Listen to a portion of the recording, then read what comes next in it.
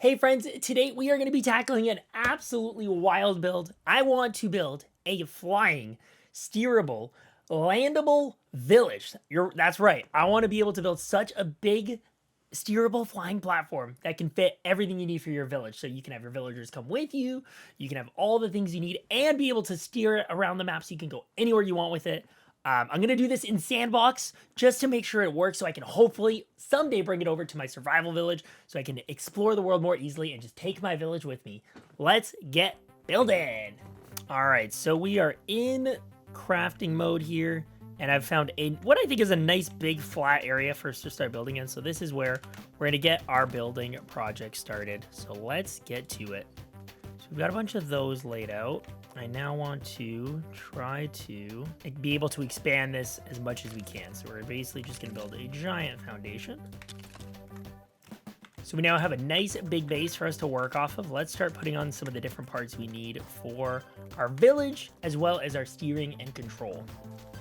So what I'm doing here is I'm putting some flat tiles down. That way, when I drop this piece, which is not actually connected to this main surface, it'll be independent. And then, like I did here, I can surround it by gates. And what that should allow me to do is attach an engine and a switch here, which will act completely independently from the main platform. So we're going to have to keep building to find out if this is going to work, though. All right, so we've built everything as it should be, but I want to get this a little bit into the air before we do our test, just to make sure that it does indeed all float as a platform. So I'm going to start with some big balloons in the middle here, and hopefully that'll give us some lift. So let's see what happens. All right, we might have a big platform here, so maybe we'll need a couple. Okay, are we floating yet? Not yet. Okay, then I think I'm going to start putting some bigger ones on the four corners. Ooh, I'm not even on balloons here. Should make them sure of that. All right, I think we're gonna have to, oh, still not even. All right, let's just get some more big ones down. Maybe those will get us in the air. Let's get in here and at least test our engine, maybe. Okay, so it moves forward. Oh, wait. Oh no, all three engines are firing simultaneously. No, it's not supposed to be doing that. It is floating a little bit at least. Oh no, our bottom's getting wrecked. Why is it not right? All right, well, it seems like our first attempts fail. I'm not sure why these engines, I swear they're not connected to the main platform in any way, but apparently it thinks they are. So we're gonna be back to the drawing board until we figure out how to make sure these engines can be independent so that it can be steered properly. And yep, there it goes. Oh, now you start to fly. All right, I see how it is. See how it is. All right, so I'm on attempt number 3, actually, of trying to build a ship. I skipped the second one entirely because it wasn't going anywhere. You can see our first one, wreckage, over there. But I figured out what the key is to have these engines operate independently is the build has to be out of system. So if you stack something vertically on top, whether or not it's actually attached by like studs or not, you need it to actually be like in an opposite direction in order for it to not become part of the system. So I've basically been using this dropping method where if I punch out this piece here, this top piece is going to tilt into place. I'm a smidge off here. So it might take a few tries to kind of get it right, but yeah, you can see it pushed over too far, but if I make this a little bit wider, it should fit, and then I can eventually lock it in and have 2 side pieces that are completely out of orientation, so I can use them as part of our build. All right, so it took a little while, but we got there. We managed to get 2 different parts here. You know, kind of oriented sideways. We got engines on them, ready to go. We've got engines on the back here, which are all connected to the center switch. So I'm kind of calling this my little command center in the middle here. That way I can easily go from forward to left to right. The only thing I need to do now is get the platform in the air, which I think will require some big balloons. So we're going to start throwing a couple, not wheels. We definitely don't need you. We're just going to start throwing some balloons on the build.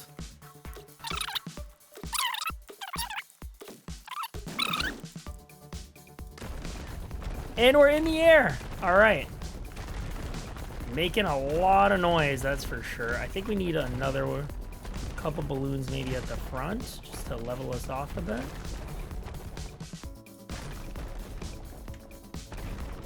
Just trying to keep things even. All right. Cool. So we've got a ship. Now the test is to see if it steers. Makes a lot of noise because these are colliding, but I think we're okay. All right, so we've got thrust. Let's see, do we have steering? Oh, we do. Let's go. All right, cool. So we officially have a steering airship. Wow, that's awesome. That is so cool. Other than the violent noise it makes, this is pretty darn epic. And now it's time to do what we need to turn this into a proper village. So I think my goal is going to be to try to find somewhere flat to bring us down. And then continue working on our build. Or honestly, I might just work on it in the air. We'll have to see which one makes more sense. So let's keep this village in the sky building. All right, friends, and after a few hours of work, our flying airship is complete. I did unfortunately damage our side engines, and they can only be reattached from the ground, which is very challenging, so I will try to do that later. But I'm really, really happy with like the village-like vibes we have here. One sad note is that you can't put your village, like, what's it called? A village square. You can't put your village square on a floating platform. It just disappears when you do. So you can't actually take your village with you, but you can take a lot of the stuff your village needs, which is pretty awesome. Like, for example, we have our grill, we have a spinning wheel, we've got our crafting bench, and a lumber mill, and lots of storage. And you'll see we've kind of snuck storage in all over the place.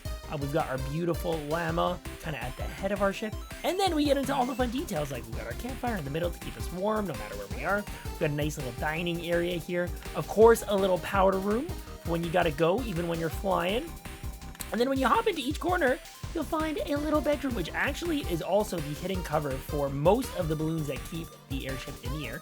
So you can actually come here and kind of adjust your height if need be by shooting through these little holes. But to start, we have my bedroom here with a nice little desk and chair and some beautiful furniture. We can jump over to the other side to one of my friends' beds, and I had just decorated the room for them, so kind of a similar setup. We've got another little bedroom here. I tried to use all different furniture in every room just to mix it up a little bit.